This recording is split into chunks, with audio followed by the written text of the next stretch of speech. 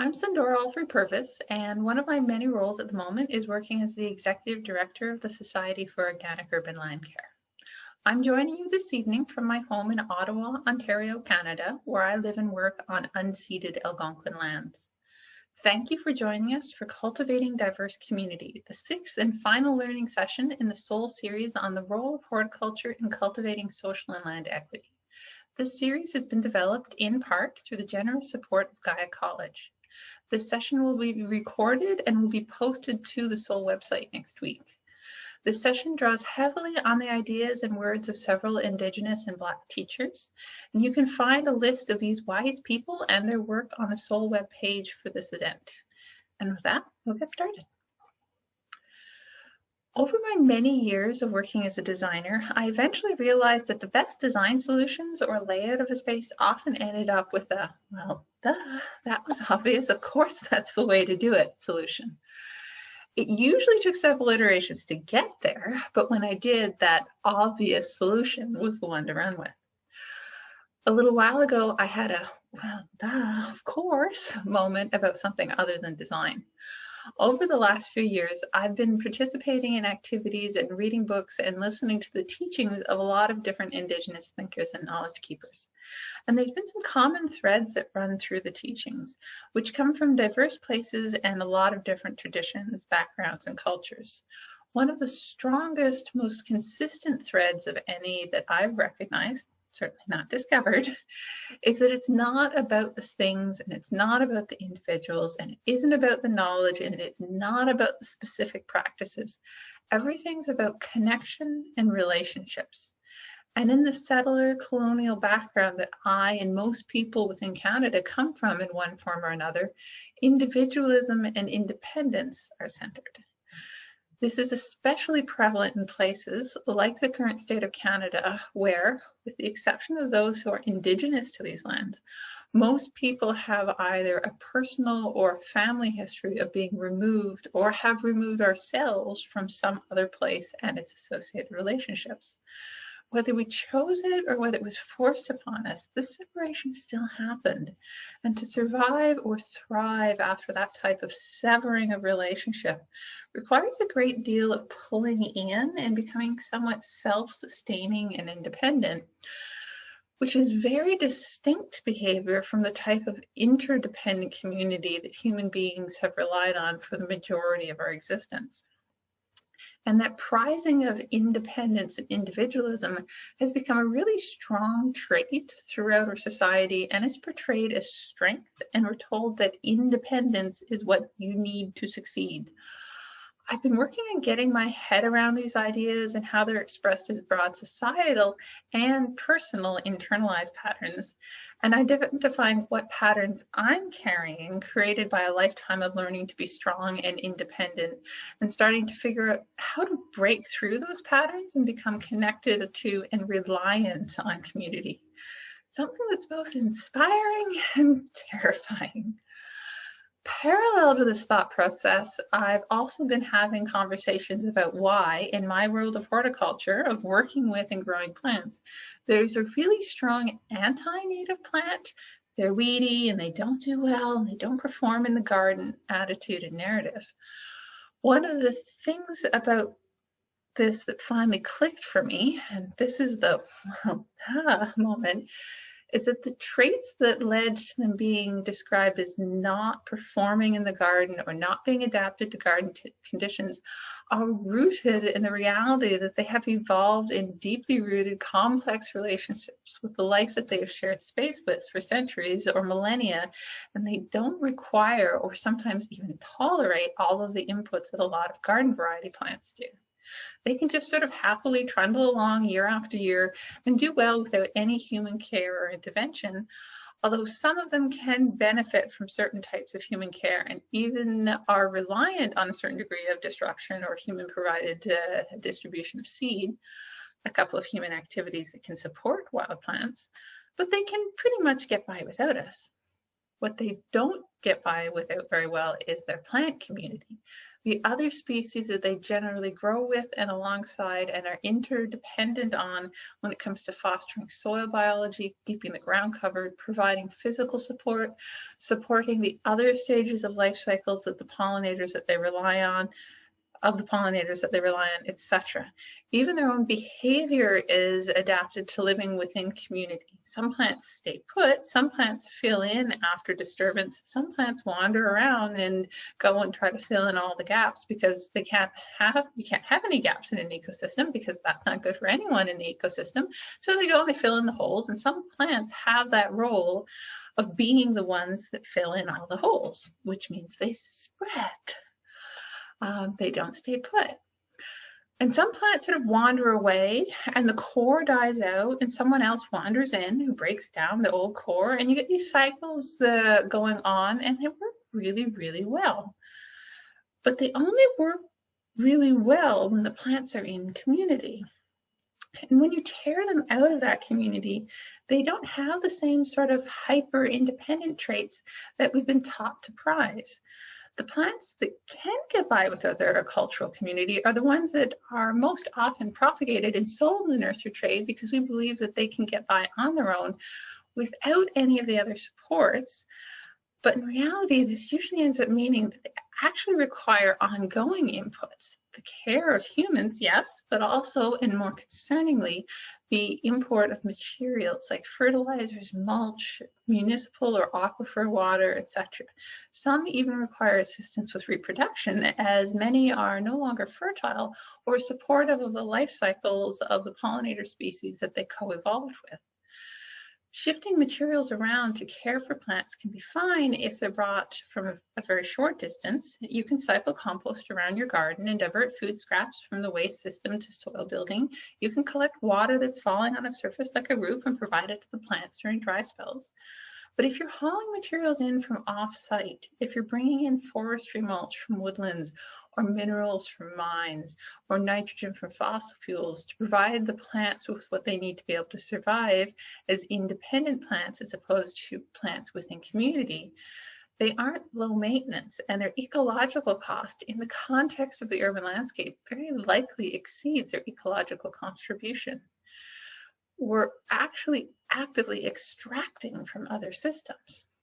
The same as when we are super independent as individuals, we're actually relying on an extensive economy when it is based on an extractive model which pulls from other places and other people while also outsourcing harms onto those people and places. So when we're not connected into community and to other individuals within community, what we're relying on is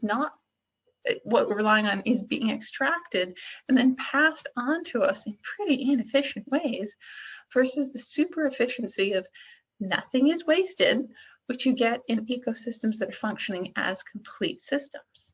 So this hyper independence is something that not only have we ended up prizing it in human interactions in the culture that's currently influencing a great deal of the planet and is the underlying factor in driving a lot of the things that have led that have us all really stressed and worried.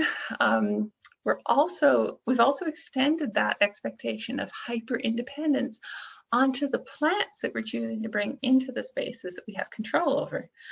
Not only are we missing human community, the structures and patterns that are killing us with separation and loneliness are actually visibly displayed in the urban green spaces, where we insist that the plants follow the same model of high input hyper-individualism that we're caught up in. The aesthetic is one of order and ornamental display.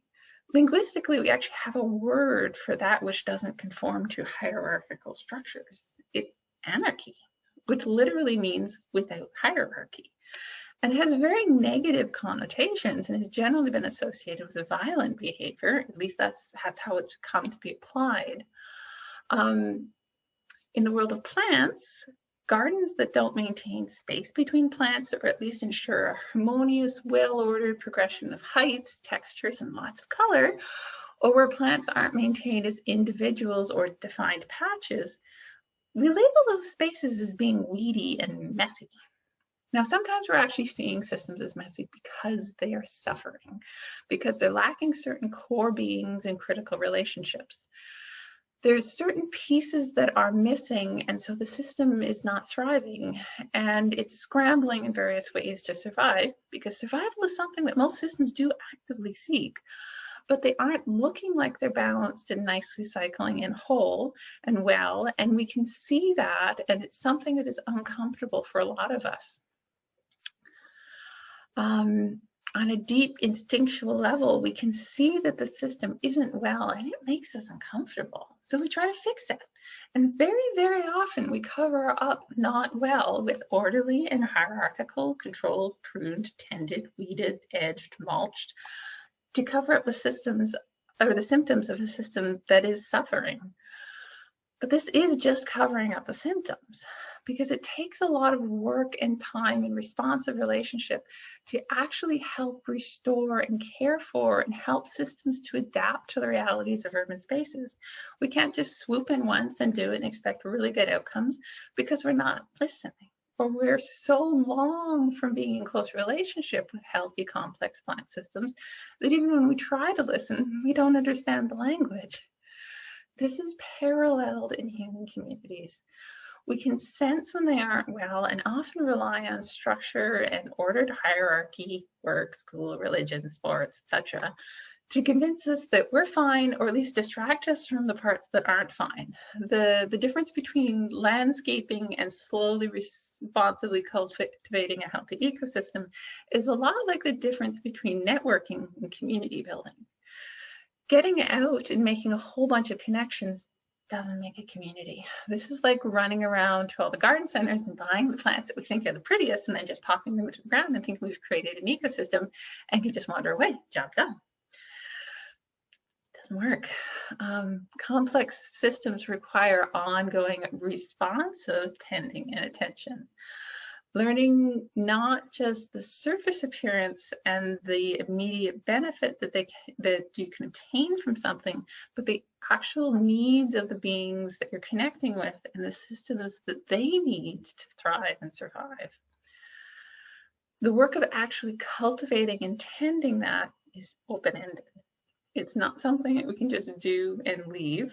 And frankly, the centering of hyper-independence, whether in societies or gardens, doesn't create systems that we can just expect to carry on. Now, I'm speaking on sort of historical timelines here, but they do self-destruct fairly quickly, and then the society or the space has to be fully renovated. In a society that is this is often a violent and traumatic process. In a landscape, it's actually become to be seen as a normal landscaping process, regular renovations. But rather than caring for and tending complex systems over time, we end up with systems that rely on extractive support, or rely on extractive economic supports, and systems that are usually moving pretty quickly toward decline and decay. To push back the decline, we spend a lot of time trying to maintain them at a state where they look okay, even if they aren't actually well, which generally requires lots and lots of material inputs and the outsourcing of decay, versus the input of time and tending to the complexity of systems of the system as it moves through various phases of existence, and a rhythm that follows the ebb and flow of sort of complete life-centered systems. And that's something that so many Indigenous teachers have said in so many ways. At the core of a lot of things, attending to community is never done. But when tended, community carries on and thrives and doesn't need these massive disruptions and overhauls to be well, versus systems that are founded on hyper-independence and reliant on external inputs and still are generally in a state of struggling to maintain a certain status and fighting against change. And then when the need for change becomes overwhelming, systems collapse and they get renovated. And they're just very different cycles. One is long and it shifts and it adjusts over time, and it's incremental change and it's responsive and it's about tending and caring for. The other system, the one that most of us are caught up in, is about renovate, maintain it with increasing requirements for inputs as it gets closer and closer to crash. And then it crashes, and it's a massive disruption. And then there's usually a lot of loss, whether of life or resources, and then something else replaces it. And well, which cycle do you want to live in? I know which one I'm leaning towards. So now I have you all excited about shifting from a hyper-individualistic society to one that centers diverse community. Where do we start? Well, I always like to start big things with why. This particular session is on diverse community, but before going out and working on connections with people from a diversity perspectives experiencing gifts, why start with new people? Why not start by working on community within your existing circle? Do you already have a great mutually supportive community and you're just realizing you'd like to include more people in it because your community is thriving, you're all ready to expand your network of symbiotic reciprocal relationships? Lovely, carry on. Also, can I come visit your community? But if you aren't starting with a healthy community space, then there's probably a bit of work to do within your community or our communities before jumping to the diversity part. I will get there though, don't worry, I will talk about diversity. But you know, if you don't have any community or friends, or don't you have any community or close friends to start with, this is actually distressingly a common outcome of the last century plus of societal trends. The skill set that many of us developed and internalized to navigate our economically centered society aren't well suited to cultivating community. If anything, they're designed to reinforce a culture of independence. Of course, one of the things to realize about community is we don't actually have to be friends with or even like everyone that makes up our community.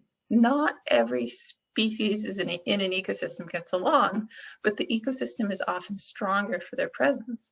As long as everyone agrees that the community is worth caring for and that diversity is something to respect and value, universal liking isn't necessarily required. So if we're not starting from strong existing networks, whether community or strong friendships, and that we just want to build off of, where can we start? Well, you've probably heard me say this before if you've been to some of the other talks, but if sometimes the place to start is with stopping. Being caught up in a state of hurrying keeps us from asking critical questions or recognizing when we have enough from the economy and can start to pour ourselves into community instead.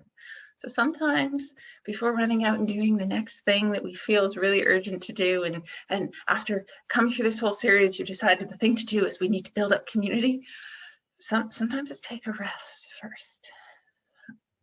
And sometimes the place to start is by clearly communicating a practical need that we would like to ask to be filled. Sometimes the place to start is by striking up a conversation. I suck at that too. Sometimes the first step in saving world communities and global ecosystems is to get to know the ones where we live and work. So what do you know about your community?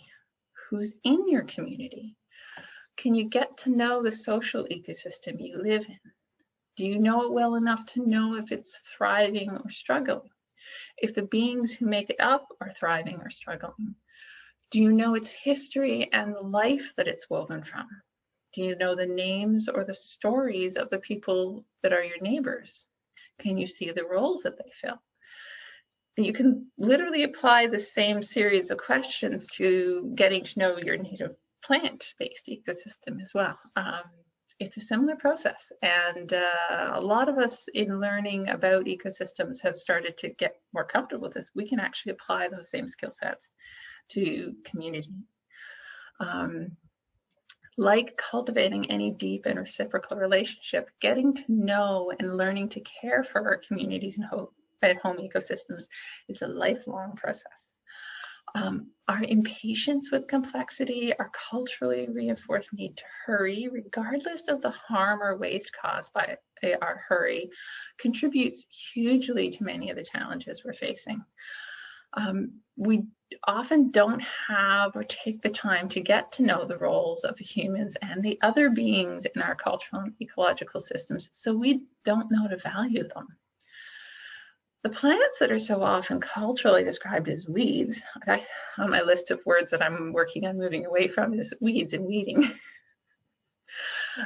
Sometimes that's interesting to work your way around when talking about gardening, but when we call them weeds, we're labeling them as something as opposed to our evaluation of them.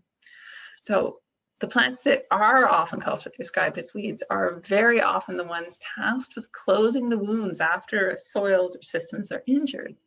The people who do most of the work of tending community are among the least valued in our top-down economic system and are the least served by existing economic-centered models.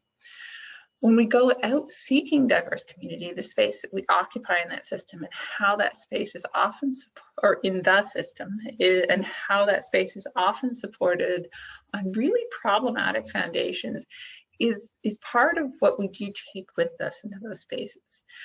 Asking a community to take on the work of teaching us how to care for community is already a big ask. So don't pair it with the offloaded work of becoming knowledgeable about the uneven cultural and societal structures that we're currently existing in. There are books for that. So what does get in the way of community creation? Quite a few things, unfortunately. One of the biggest is lack of time and emotional energy. A lot of the emotional energy and time that used to go into tending community has been siphoned off into economic activities.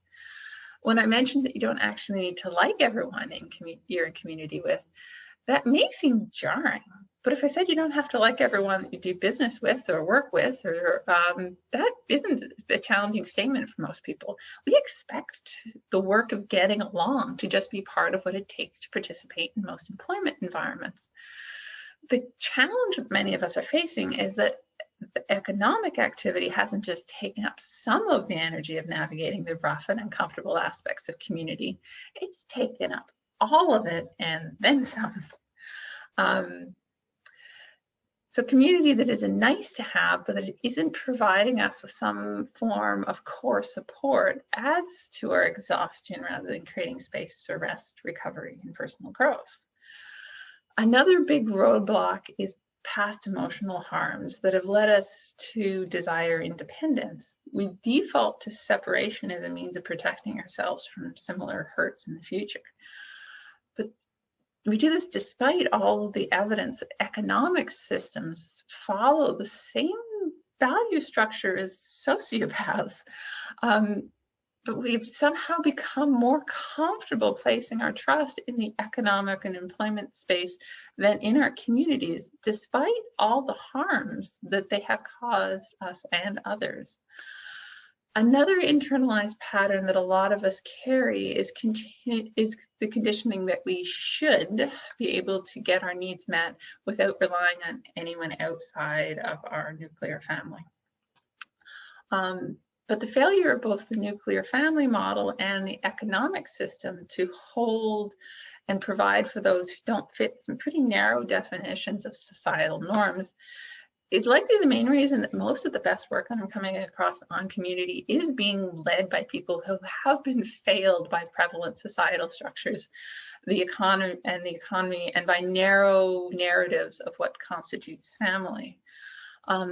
They have seen that the emperor has no clothes. This narrative that we're stuck in is a narrative, it's not reality. And they have dared to imagine and create outside of that narrow box of social expectations.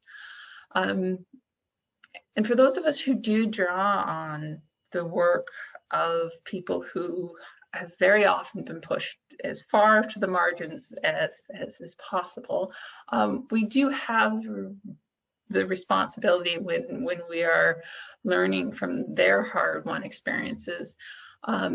We have the duty to show up for those people who have done the heavy lifting on these visioning of new possibilities and the heavy lifting of the ideas to this point. So when called on to support, do so. We're gaining a lot from people who have actually gained very little from broader societal structures. So in the face of all of these challenges, all these things that keep communities apart or prevent it from forming, what will draw community together? Well, the primary thing that draws community together, that causes that sort of initial connection, is need. Limited resources and that need to come together to survive within those limitations often drives the creation of community. And community is reinforced by interdependence. So how do we actually do this community creation thing? Well, the first step, I think, is actually being honest with ourselves and taking some time to try to figure out what needs we're looking to have met by being in community.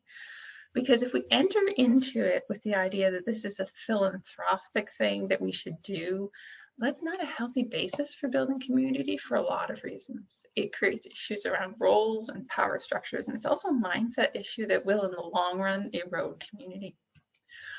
A good place to start this unpacking is looking at what needs we're open to having met through something other than an economic model, especially needs that may currently be either entirely unmet and their lack is unhealthy, or that are currently being somewhat met through economic activity, but not in a healthy, reciprocal, interdependent way.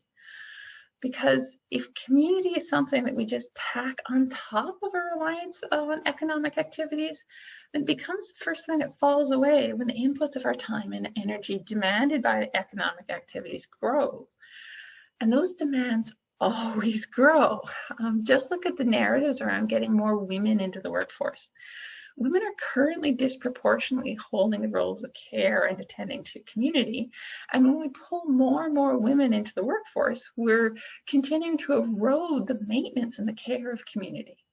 I would prefer to actually flip the narrative and start seriously talking about how can you make more space for more men to leave the workforce, to balance things out, rather than balancing the economic gender divide by further tipping the balance between community and economy. It's already tipped drastically towards economy, and we're just pushing it further and further and further.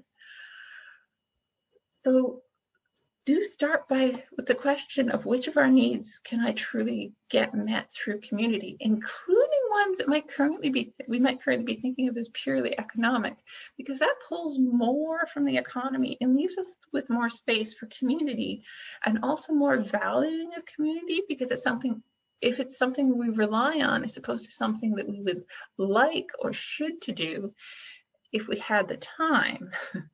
Like regular exercise or getting enough sleep or eating well. While health units bemoan the falling levels of physical activity, we rarely discuss the reality that levels of exercise as a specific activity haven't really dropped over the years. What has changed is that our daily routines require far less physical movement. When economic activity no longer valued physical labor, that physical activity went away. When we stopped needing community to have our basic needs met, the time we spent on creating community went away, got soaked up by the economy. When we rely on each other, we're more likely to do the work of getting along and to make sure that everyone is surviving and hopefully thriving, because we recognize that their well-being is directly related to our own. We cannot be well in an unwell world. And as with many of us who are aware of the current state of the global biosphere, I've been thinking a lot about how to minimize the resources that my life and work consume and to maximize the health and capacity for resilient abundance of the environment that I live and work in. In service of the economy, the false narrative of scarcity is widely cultivated to drive consumption and demand for products. We value what is rare, or that we fear we will run out of. So things are portrayed as being rare, or their scarcity is manufactured to increase their value within the economic model. We manufacture scarcity because it makes us buy more, weirdly enough. We also come up against the opposite false narrative when it comes to community. We are all socialized to indicate to the world that we have an abundance of self-reliance and no need for the direct, physically present support of community. Both of these narratives are reinforced through negative judgments as well. If we express that we have enough possessions or economic success, we're labeled as being unambitious or lazy. Imagine if you went, I really only need to work 3 days a week. People would be like, what's wrong with you? If we're open about needing support from our communities, we're labeled as weak. You need help. Lack of economic wealth is framed as a failing, rather than valuing people on how our lives contribute to human community and to the broader world. Our worth as people is judged by the economic valuation of our profession, which is also heavily skewed to undervalue work that provides care and connection and reward work that engages in human and ecological exploitation.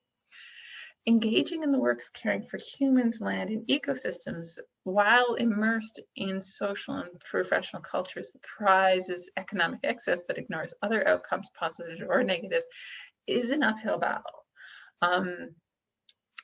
And desperation is what most often breaches our walls of culturally and reinforced self-reliance. The problem with relying on desperation to create community is that a lot of us who are, or at least somewhat economically secure, are also pretty good at being okay, or have at least convinced ourselves that we're okay, or convince the rest of the world that we're fine. So we're not forced to engage in community. And for those of us in this situation, community has to become a conscious choice, like unpacking internalized patterns of systemic racism or sexism or all the other isms. We have to choose to do this because we've decided it's important. A lot like working through the stages of grief and coming to terms with the history and realities of the culture and the country we've inherited, the process of working through the patterns that harm community, finding the roots of those patterns, consciously interrupting them and monitoring for re-eruption, and then seeding and tending to new patterns is slow work. It requires space for grieving and healing and learning and lots of gentle persistence. Once they are created, what will keep community together? Mutual reliance, interdependence. These come after either desperation or determination breaks us out of our armor of self-reliance and we've learned to accept support. Once we are past the often difficult or traumatic early steps and aren't in an active state of requiring direct support during a crisis, the societal norm is to return to meeting our needs through the economic system and to reassert our independence. The drift requires active work to keep it in check and to keep the fabric of community strong, which brings us to valuing the work of community weavers and menders enough that they are supported, really supported. Find out what they need, probably rest, and find out what you can provide or organize to help meet that need. Drop off dinner, help process a harvest, watch the kids now and then, shovel the driveway, change the oil in the car, weed the garden. Make sure that those are really weeds first, though. Some of us consider those to be vegetables or valuable ecosystem habitat.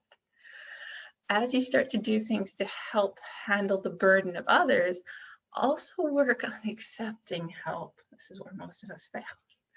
Offering help is breathing out. Accepting help is breathing in. Neither is maintainable without the other. We need to be needed. Where many of us struggle is with needing others. Asking for and accepting help. Valuing ourselves and our gifts, the things that we contribute, enough that we can accept the support and gifts of others with gratitude and without guilt or shame. Accountability to ourselves and others is another critical piece of community care. Accountability is not about enforcement. They're very, very different things. Mia Birdsong talks about this in her book, How We Show Up, which is the top book on my list of recommended resources that I posted today relating to community development or creating community. Need is what brings communities together. Accountability is what keeps them from falling apart, whether through neglect or through harms or through not tending to injuries caused by harms and letting things fester. Accountability start by being self-directed, by checking in with yourself and then checking in with your peers, asking, how am I doing, of yourself, and then asking your friends to give you some input and feedback, because we're all carrying around patterns that we don't necessarily recognize, and those around us will see things that we might miss. So building in that first layer of accountability and actively going, who is my check-in network? Who wants to take this on? Who am I willing to be the check-in network for? Checking in can be built around getting together. It can be the book club. It can be the wine and snacks. It can be the craft group, the tea and chat. It can be seedling transplanting, harvest processing, seed saving. It can be lots of things. So look for the things that fit you and might appeal to some others, and work on the work of gentle but solid accountability. Create a space to come together, agree to be each other's accountability network for your own behavior patterns and actions and goals, and be gently supportive and persistent with each other. A gentle persistence to help avoid the dissolution of the community that you're working on building, while also helping to tend it so that it becomes stronger and more resilient. When it comes to building up diversity, remember that we don't chuck everything in one go. You add over time, and you care for, and then you add some more, and then you care for, and you add some more, and you care for them until until those who are being added start to form their own networks and communities. It's a process, and it's a never-ending. Another really important thing to work on when moving into diversity is getting comfortable with no. A pattern that I've seen widely repeated over the last couple of years with the resurgence of seed relationships and foodways within Indigenous communities is really sudden spike in asks for recommendations for Indigenous-owned seed companies. But many Indigenous communities and traditions don't approve of the sale of seed relatives, especially when the relations are just now beginning to be recovered from near extinction. But coming from a desire to be supportive and to help level out some of the incredible inequities faced by groups who have been marginalized, shopping from BIPOC, Black, Indigenous people of color, owned businesses is being encouraged. Demand for Indigenous and Black speakers and teachers has jumped hugely in the last year. But those listening aren't always comfortable with what those Black teachers have to say when they do speak. And many people seeking Indigenous knowledge or seeds are not pleased to be told, no, this is not your knowledge space, activity, or plant relative. It's not for you. There's actually a good article on taking without permission in the resource list that I put together. It's about seed, but can be equally well applied to traditions or teachings. It's in the online resources section. And when we're working on moving outward and we're building initial connections in diverse spaces, we do need to pay attention to what societal weight and history we're bringing into a space. Just because we have good intentions, and I'm speaking a little bit from the white here. I know some participants are happy that there's some diversity in the room, but there's a little bit because so much of the horticulture industry is white. So when we are working on moving into spaces that aren't so white, we do have some things to think about.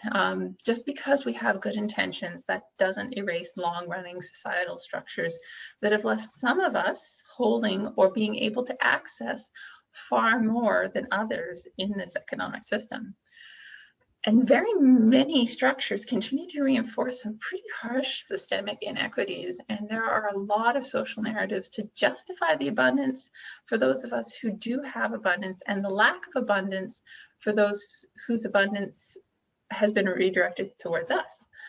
This is also paired with something that Tyson Yunkaporta describes as outsourcing decay in his book Sand Talk. I mentioned outsourcing decay a couple of times already. I totally stole it from his book Sand Talk. Good book. So when we venture into a space or engage in interactions with those who have been denied abundance by societal structures, we can and should expect to, on occasion, end up in the position where we're challenged. You have so much, what are you doing here?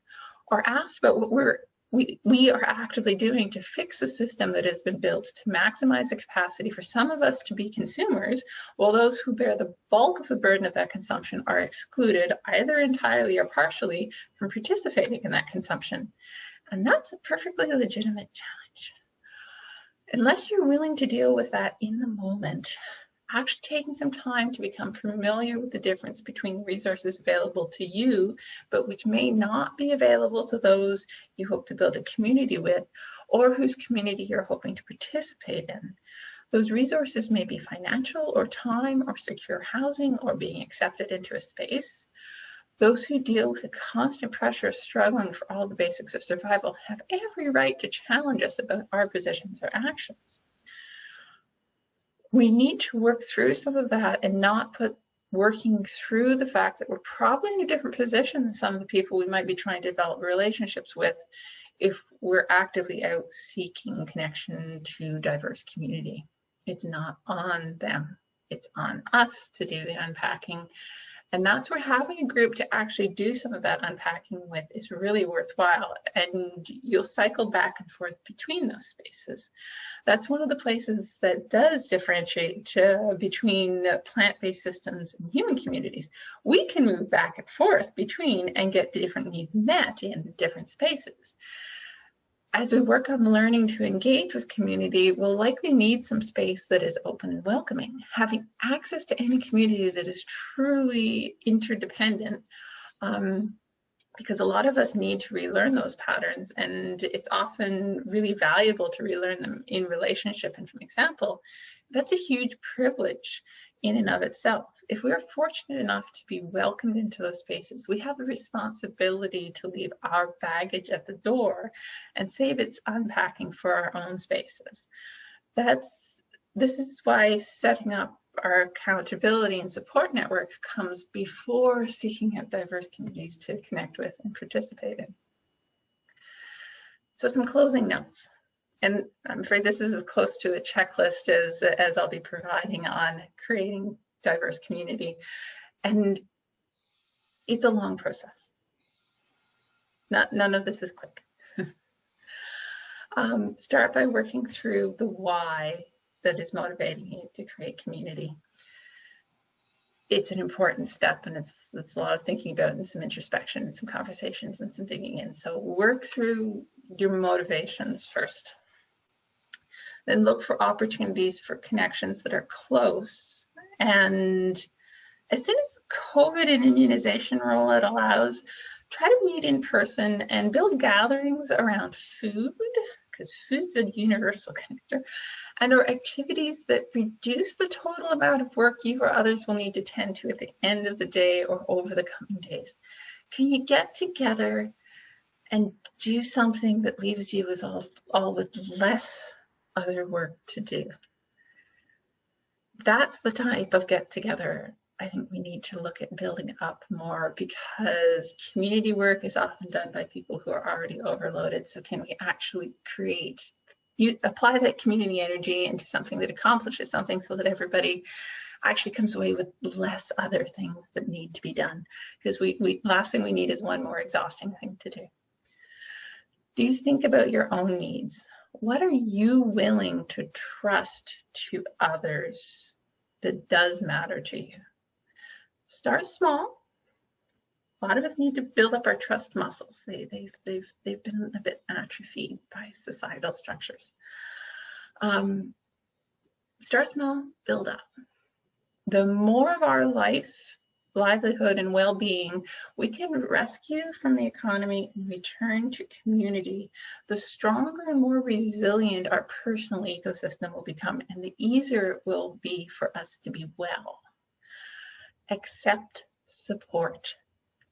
For a lot of us, this is going to be the hardest step. But refusing to ask for or to accept help that is truly helpful blocks the cycle of reciprocity. This is another concept that Mia Birdsong speaks of eloquently in her book. build a build a circle of personal accountability, and be proactive about this and support others through their accountability work. There's a good chapter on this in Mia's book as well. Community can be joyful and comforting, but it should include those who will challenge us to grow while also supporting us as we do. So it isn't necessarily always going to be comfortable and easy. Support those who strengthen connections, the visitors, the chatters, the helpers, the ones who always know who needs a hand and who has a bit of extra and who can help guide what is needed to where it's needed. These are the community equivalent of ecological keystone species, and they are rare and precious in today's weakened communities, but there's still some out there. And when you encounter them, hold them up and make sure they know they're valued and supported, because they're precious. Learn about what we bring into a space or a system before trying to root into an existing community. Just like accents, we all have history, patterns, and behaviors. We just don't notice the ones we're around most of the time if they're the same as our own. Don't rush. Communities are like ecosystems. With some effort, they can become fairly vibrant fairly quickly, relatively quickly. But the real complexity and resilience, that comes over years and decades and centuries. It takes time to build these things. And that's okay, because it's all in the journey. It's not a destination. And speaking of destinations, that's the end of my monologue. Now we've got a Q&A session. Does anybody have any questions?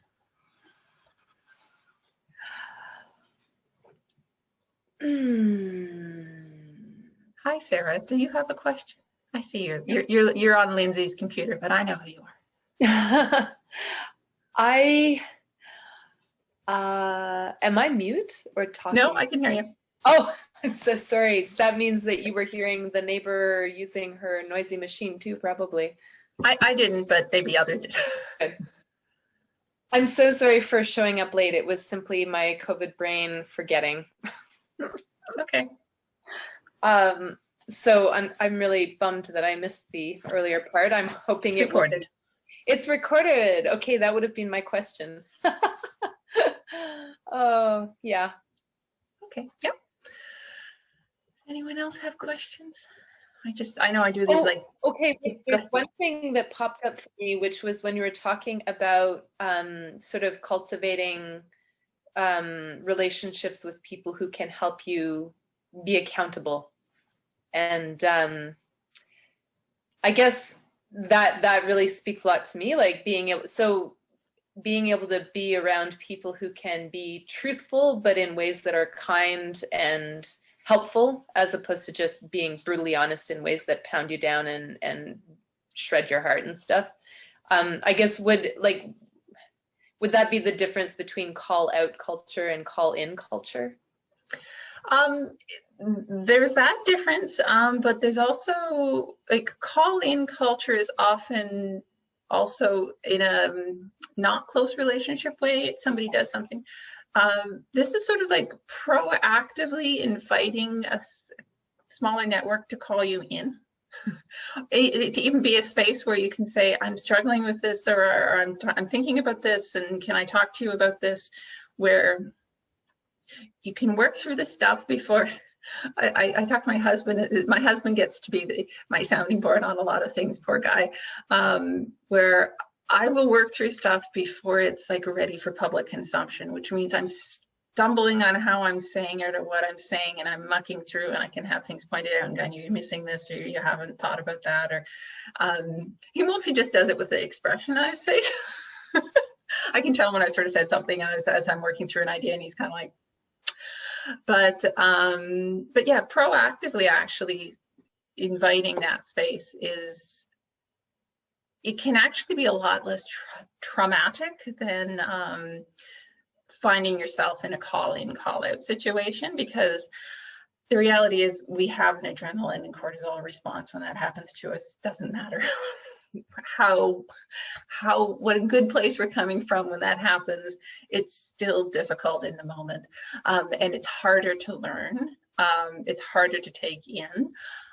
I've been in situations where, not direct, but it's been indicated to me that I stuck my foot in my mouth somehow. And I kind of have to like record the moment and then process it later, because I know my brain's not in the space. It's got the wrong chemicals dumped into it in the moment to actually take that in. But that's when it's the, okay, I'll think about that and acknowledge it, but don't necessarily try to engage when somebody calls you out or in a moment. You can actually say, I'm going to have to think through that. That's not something I've encountered, and that's okay. But when you have a space where you create it as a generally sort of safe space, and you have a commitment to sort of connect every so often, and everybody can bring all of their stuff, it gets us used to actually having the conversations and unpacking stuff, and it becomes more comfortable to do that. And it's like a lot of things. You compare it to learning to dance. It's really awkward at first, but it gets easier, and then it just becomes kind of fun. And the process of actually learning and creating new brain patterns actually becomes something kind of enjoyable, and it makes learning more interesting too. Our brains do these other interesting things when we make connections, and it releases all these little dopamine bits, and then it makes it really easy to retain stuff and that. So if we can get into that state, as opposed to the I'm under attack and I have to, then I'll consciously interrupt my defense because my instinctual reaction is to defend, and I have to consciously interrupt that, but I still have all the wrong brain chemicals going on for learning.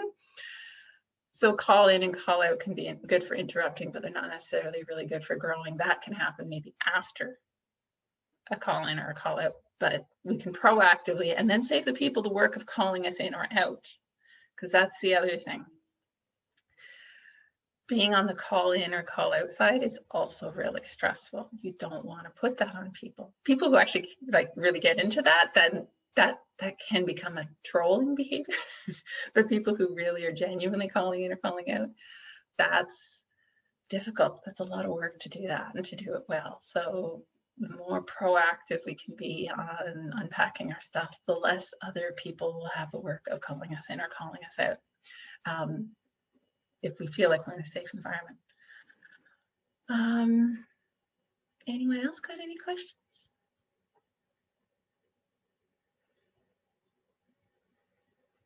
Comments, observations? Hey, you said a really weird thing and I didn't know what you meant by that. Anything?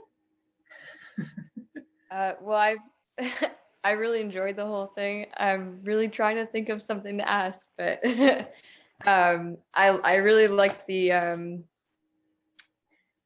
comparison between networking and community building. I always found networking like so unnatural and uncomfortable, and like I'm trying to sell myself to everyone. So I'm happy to have a different perspective on it or on just interacting, I guess.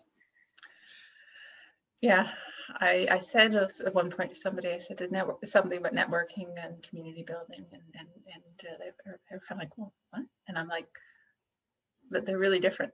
And yeah, networking makes me really uncomfortable too.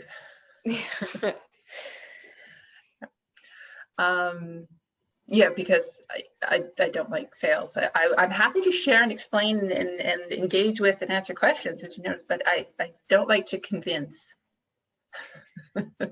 Especially if it's to convince somebody of something they don't really want. I see Reem has her hand up. Did you have a question?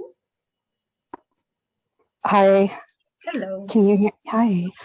Not a question really, but I kind of just wanted to bring back a point that you said, and it really struck with me, is that you don't have to love everyone in your community. And that's huge, because we're always selecting and kind of navigating towards the people that we love, we like, we feel comfortable with.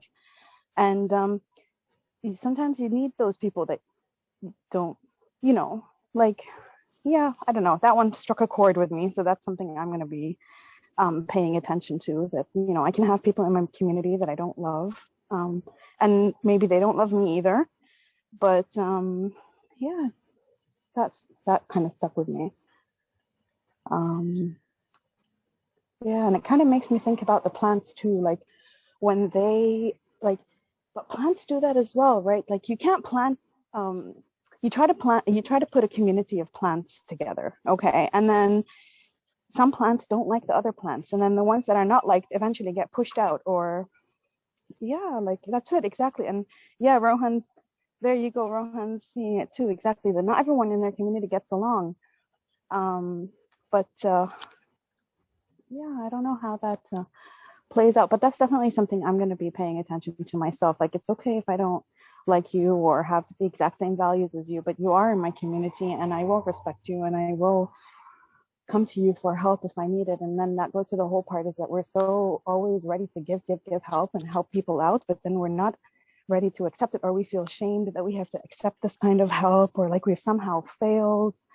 And I think it's more of a North America thing, or like colonial thing, where this independence factor, and it kind of, again, it's like when I was studying urban planning, there was also a part where in one of the books, it's the, I forget what it's called, but I think it's something along the lines of the creation of the state.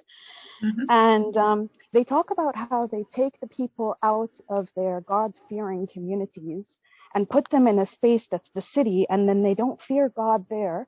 They fear the state. They fear the law. They fear, like, it's not a spiritual fear anymore as much as it is an actual fear of breaking a law or something. Like, you know, not doing something not because you don't believe in it, but because you're scared of getting caught, or like you're scared of breaking some sort of law. And the more and more people get disconnected from each other, and I think COVID as well, like how much of COVID, like these the way they're making sure that we do not connect with one another physically, and it's just becoming so hard. And I never used to have this like edge, and like I'm always on edge now in public, and I'm always looking out for who's coming close to me, and how on earth could you accidentally bump into me when we're supposed to be 2 meters apart, when before, if someone bumped in, it's like, oh, it's okay, like, you know, you look them in the eye and you smile and you move on. Now it's like you look them in the eye and it's like a death stare, and that kind of just pushes community. It makes it that much harder to join forces, I think, I find. And I kind of see that with my kids too. Like, when I had my first kid, for the first 2 years, we were always going out and socializing and all that kind of stuff. And then the past 2 years, past year and a half, there's been none of that. And I can see the impact that it has on my children. And I have two, so they do get to socialize together to some extent, but their behavior around other people and those things that you learn from being in society and how to function as a society and as a community and as a team, it's lost. It's lost, and it's all because of this Corona era. And then it reminds you that, you know, nature as well. Corona is a natural disaster. It's a man-made and a natural disaster. So I don't know. Yeah, just some thoughts, some things. Yeah, where it's sort of funny too, because the little drops of social glue we used to have, little things like holding a door for people and things. You can't do that anymore. And of course, like my husband and I will like to go for walks just around the neighborhood. And of course, the polite thing now to do is, if there's somebody coming towards you on a sidewalk, is like cross the street. Yes. And I'm like, okay, we live in a very mixed ethnicity neighborhood. And so I'm here going, I'm the white lady crossing the street when the black guy's walking towards me. And that used to be like the most obnoxiously rude racist thing. And now it's like the polite thing because I'm the one getting out of the way. And I'm like, my brain is not handling this very well. Yeah, it's a lot. It's a lot. And I get that too. Like my kids try to run up to people and talk to them, and they just want to see other humans. And it's just not, it's really hard to build community, I guess, because nothing beats in person, seeing people in person. That's it's a whole other, yeah. Yeah. All right, I'm going to pass on the mic to someone else, but thank you so much for this talk, Sandra. It was amazing. Thank you. Glad you enjoyed Take it. care. Yeah. I will say that if anybody's thinking about how do I do this community thing, as I said, I posted it on its. Let me make sure I sent the chat to everyone. This was also went out in the email today, but the today's event page, theorganiclandcare.ca/April. And there's a whole list of books and other resources at the bottom of it, of that page now. And the top one on the list is How We Show Up by Mia Birdsong. And it's literally on creating community. And it's definitely worth reading, and actually the books that are in sort of the ones that were specifically related to this talk are also all audiobooks as well, so you can read them or listen to them. I've realized that a lot of the learning I've been drawing on has been from audiobooks. A lot of my brain does reading as leisure activity, but I actually learn better hearing. So I'm like, oh yeah, I realized as I was doing my list today that there's all these audiobooks, and yeah, the top two they're really influenced the talk today. So definitely check them out. If you're going, how do I do this community thing? Literally, Mia Birdsong wrote a guide on it. And it's a fairly easy read book. It's sort of all broken into sections.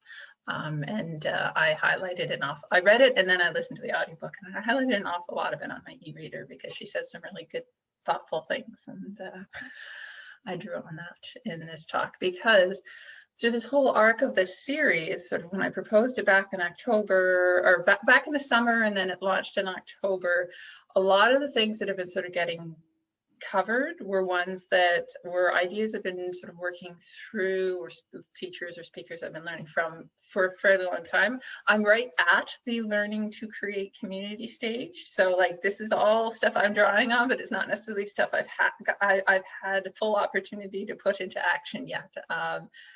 I'm working on some things, but it's also, it is a slow process. Community building is a bit at a time, but as people learn how to be in community, then they can seed other community, and it grows, especially if we can link it to actually getting needs met, freeing up some of that time and emotional energy that economic structures just like to suck up. Sarah, you have your hand up again. I can stop talking for a moment. So I've been really trying to build community where I live, and that's partly just because I feel very strongly that building community where I live can help on so many levels, including, we're not getting in cars to drive to where the community is meeting, and and just being able to help neighbors and be helped by neighbors feels like a very fundamentally sort of human way to be. But I guess I'm finding myself in the weird position of being in this very privileged community, this very wealthy community that we are out of step with because we're renters in an area where most people own their houses, and most houses are now worth like upward of $1 million. And so I've been kind of racking my brains how to connect with community in a more diverse way. And it's tricky because it seems like over and over again, all the people that I'm connecting within my community are white, fairly privileged. A lot of them have kids, because those are sort of the ways in which I'm connecting with people are through gardens and through food and local food stuff, and that's all pretty privileged. and then just the locale is very wealthy. So I'm trying to, I don't know, I would love to brainstorm with people about ways to diversity, but within my community, yeah, like my community of place. So I'll toss one other thing in there just to give you one more thing to roll around in your head.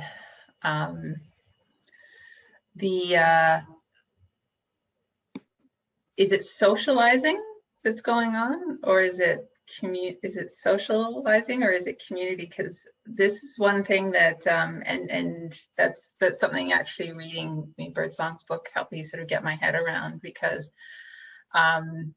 there's socializing for the sake of social connection, but there's community for the sake of mutual care and reliance.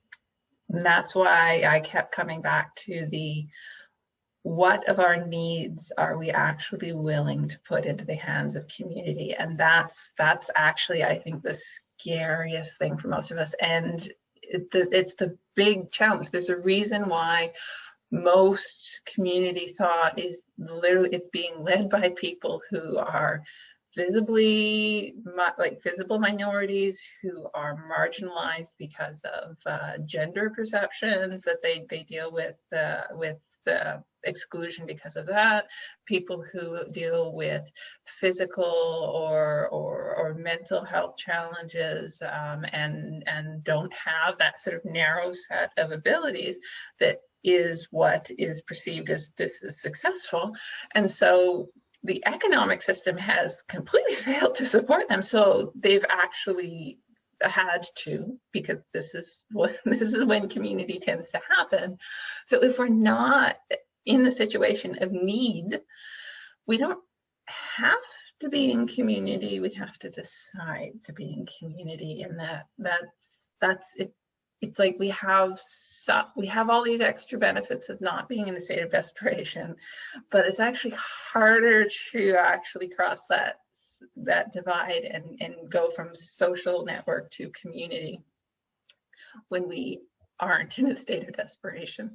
And that's our big challenge. That's for those of us who are in these situations of, I don't actually need, in the sense of meeting my needs, basic survival needs. I don't need community. The economy will fill all those spaces, but at what cost?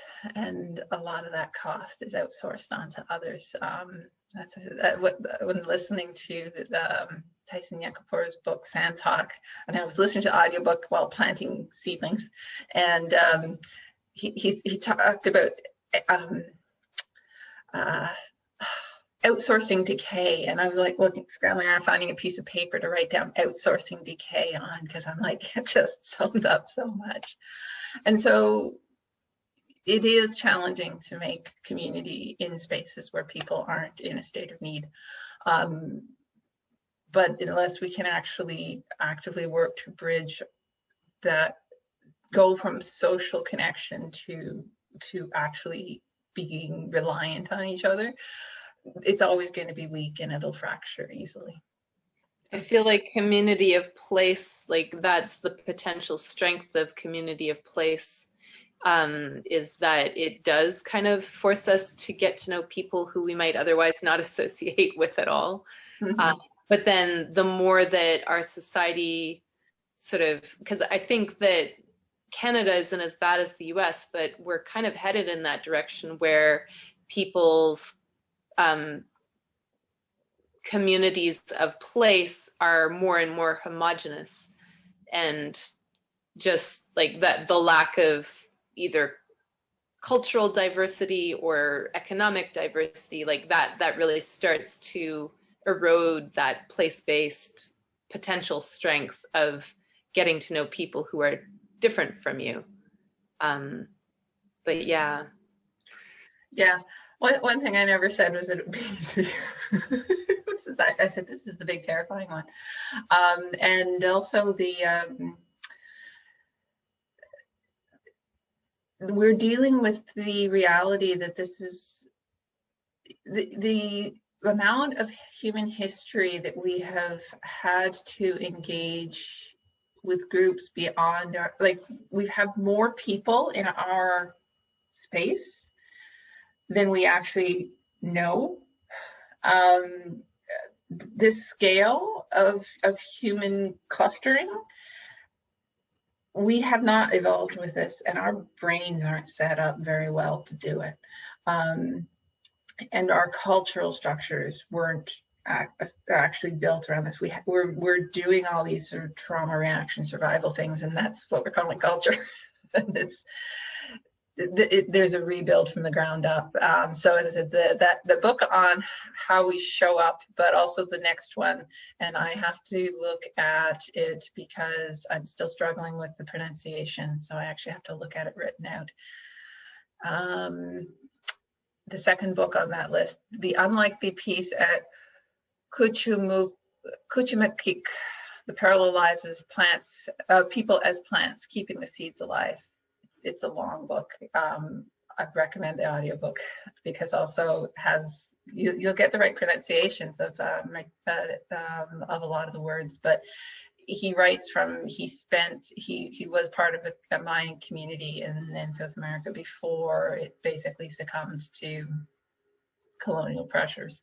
And he really draws a really neat narrative of the shape of community through that whole book, and ends with actual suggestions of how we shift our thinking, our actual behaviors and thinking back in that direction. Reem, I see you have your hand up.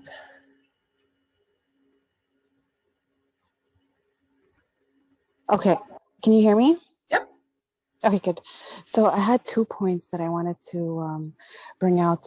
The first one being that I kind of feel like the people who need community the most are people that are less economically successful. I don't know, like the people who don't have, so the more money you have, the less quote unquote help you need. You hire your help, it becomes a service. And then most of the people that are being hired for these services are women.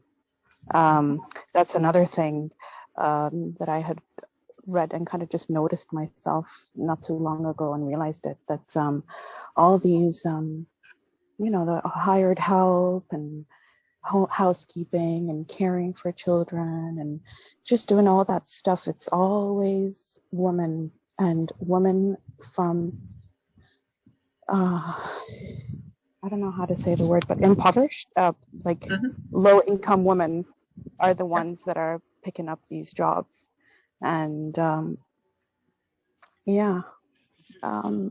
mostly, like, I come from Lebanon. It's a third world country, and you would not survive. You cannot survive without your community. Even if you try to get out of your community will come find you. And it's true. There's no way. If you want to leave your community, you got to leave your the country. They'll find you. They'll know from your middle name and from your dad's name and your middle name. So how they name people there, you have your name that your parents pick for you, and then your dad's name is your middle name, and then your last name is your dad's name. So they know exactly who your father is as well. So there's no escaping community or just being known. And over here, it's completely the opposite. It's almost anonymous. People walking around the place. And I really loved that. When I first came here, I thought that was amazing because it also did give me the chance to kind of understand who I am without everybody telling me who I should be or what role I should be filling to fulfill this community. It's kind of, it's just it's definitely an interesting one because I knew that when I was in such a tight-knit community, I knew I kind of wanted to get out of it, right? But then when I got out of it, it's like I kind of miss it. So you need, there needs to be a balance. And like Sarah was saying as well, a mix of people. Like I can't even imagine trying to be the only renter in a space and then having to try to, make friends with everybody else who's already looking at you different just because you rent instead of own. And just those 2 points. Yeah, there's, go ahead. I was just gonna say that the work around, because community's really good at some things, and it can be stifling in other ways. The fact that it can get uncomfortable, I swear, is how the economy sort of kind of goes, well, you can have this space where you're not being pushed into that box, and you just come over here and you participate in our space, and then they capture you and you never get away. Like, they don't tell you, oh, but by the way, you're going to lose all of the other things because we're going to take up all the energy that you actually put in. So yeah, community, it can be suffocating. There needs to be a lot of really sort of intentional creation, and that is actually something else that runs through a lot of the Indigenous teachers and teachings, is all the work that actually goes into sort of being good people, like not sort of in a sense of sort of like a religious applied good people, good, bad, evil, good. It's much more in the like just how you go about being a human. Takes work.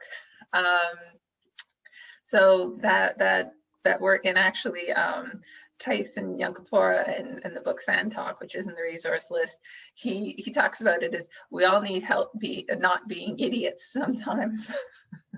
That this work of actually being humans is part of our work. It's not a default stuff. We don't necessarily start off knowing how to do this well. I see Nancy has her hand up.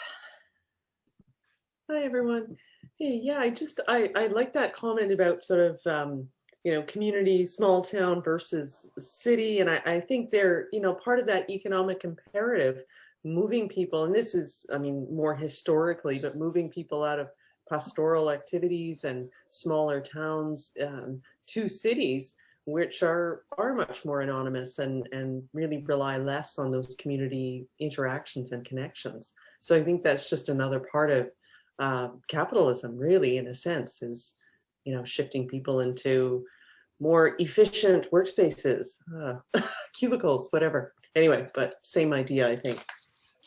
Although it sounds like Sarah's experience in a small town was not positive at all, for sure, but. Yeah, no, it's there's, and that's the thing.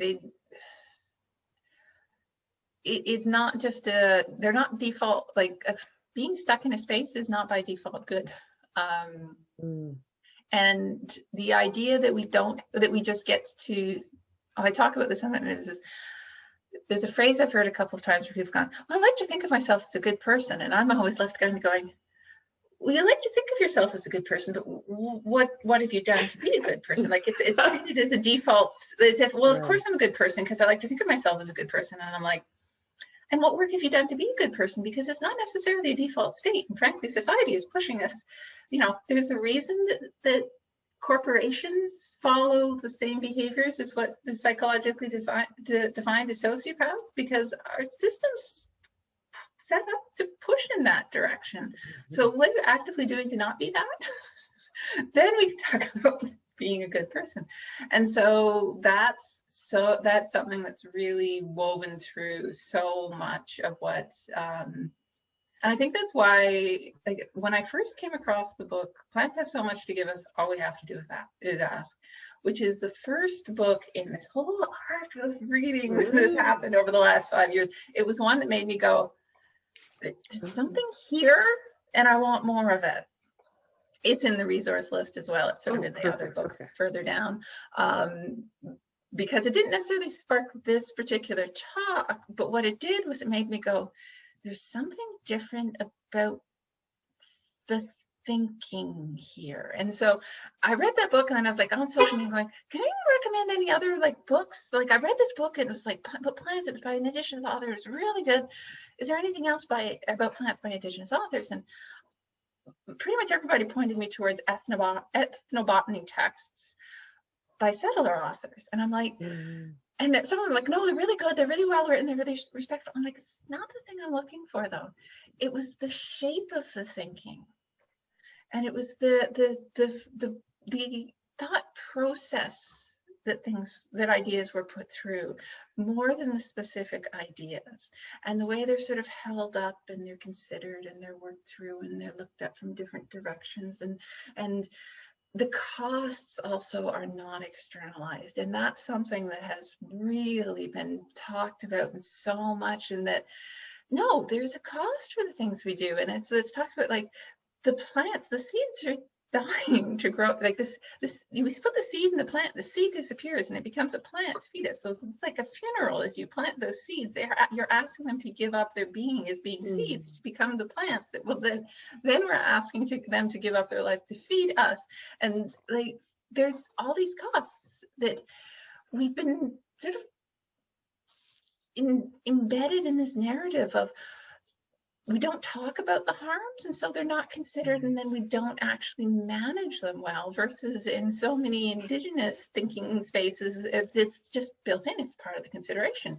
There's costs, there's violence, and it's just, because it's acknowledged and considered part of the overall system, it's managed in much better ways. So that's when you get things around bullying being dealt with. Actually, I wrote down the outsourcing decay one when I was listening to that book, but actually the one that he talks about the most, and it's like the really foundational concept to a lot of it, is greater than. This greater than thing we do, and he actually links this concept of greater than into core, because Santok is from Australian Indigenous perspective, and Hi, Habibi, you wanted to go out? Oh. And the concept of the battle between like the perception of greater than and the perception of we're just part of the system is actually like core to so many teachings, because we kind of drift towards greater than, and we have this perception of being greater than, and we have to actively manage that. So the idea that, oh, we're just good people is one that actually, that's not where most Indigenous speakers and thinkers start from. They start from the, no, we got to work at being good people, because, and it's a daily thing we just got to do.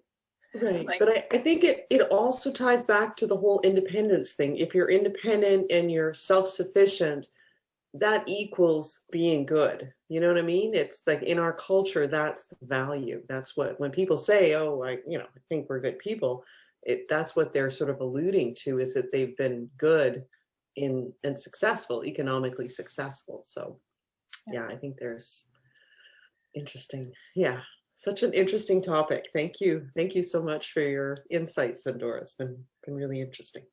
I basically just went through a whole bunch of books and compressed a little nugget of it into an hour, but the big versions in those books, and it's way more complex and deeper. And I really do recommend, over time, like from the start to from the earliest to the most recent in that reading list, it's probably been about 5 years of constantly good. So it takes a while to take these in, and most of them are rereads or re-listens, because I've been collecting them as audiobooks too. And interesting, there was a couple of things I noticed about. One was amusing. Almost every one of them, of the books by the Indigenous authors, had sort of like how we show up, reclaiming family, friendship, and community. The unlikely piece at Kuchimukuk, the parallel lives of people as plants, keeping the seeds alive. Santok, how Indigenous thinking can save the world. They all have like subtitles, and they're mostly read by their authors, actually. So they're actually teachers who would normally be teaching to a group, and you get to actually hear what they're trying to get through, and yeah, they're really valuable if you're trying to sort of shift thinking about some things, because we are constantly bombarded with the other narrative.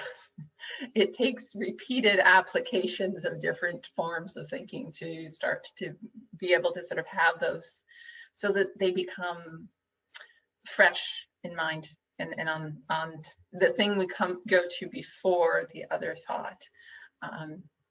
And it takes time for that pattern to shift. Nancy, I don't know if you still have your hand up, if your hand up again. It was just again, still? No, still up. Sorry, I got no more comments. Anything from anyone else?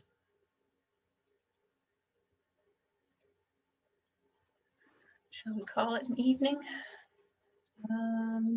Yes, some communities, I'm looking at Sarah's comment there, some communities can be downright dangerous. And that's very true. And that's community isn't something that we can just assume is because will happen because we put a bunch of people in a box and don't give them any way out. All right. Well, then we're going to go ahead and wrap up. We will have sort of a follow-up gathering in 2 weeks if there's some stuff you go through. And some of those are also shorter blogs or they're CBC length, like 1 hour things in the resource list. So not everything is a 22-hour audiobook. So, you know, you can go through some of them if you like. And I'll send out the recording when it's ready to go, and also the link to the next session when we can maybe have another conversation. All right, take care, everyone. Thank you so much. Thank you. Bye. Good night, everyone. Thank Bye. you. Thank you very much.